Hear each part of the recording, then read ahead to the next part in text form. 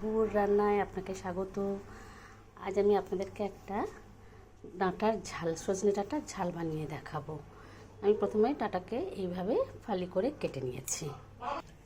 এবার ডাঁটাগুলোকে অল্প একটু জল,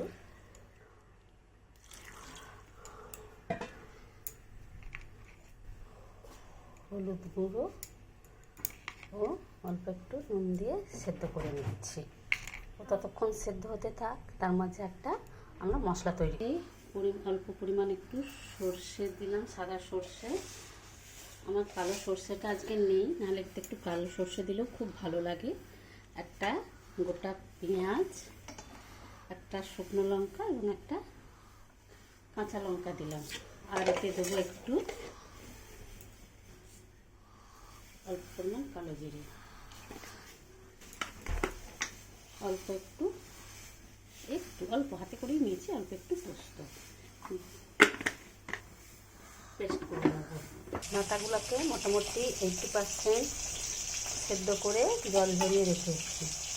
দেখুন সেদ্ধ হয়ে গেছে।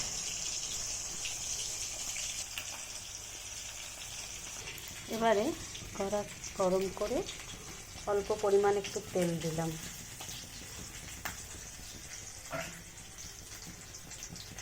তেলটা গরম হয়ে গেছে। এবার এর মধ্যে সেই যে পেস্ট করে রেখেছিলাম মশলাটা, পেঁয়াজ, লঙ্কা, সর্ষে, কালো জিরা দিয়ে যে মশলাটা পেস্ট করে রেখেছিলাম সেইটা ঢেলে দিলাম।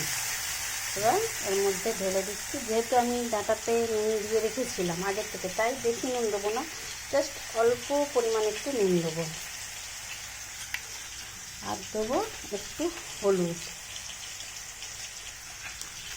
দিয়ে ভালো করে নাড়াচাড়া করব যতক্ষণ না এর তেল ছেড়ে দিচ্ছে।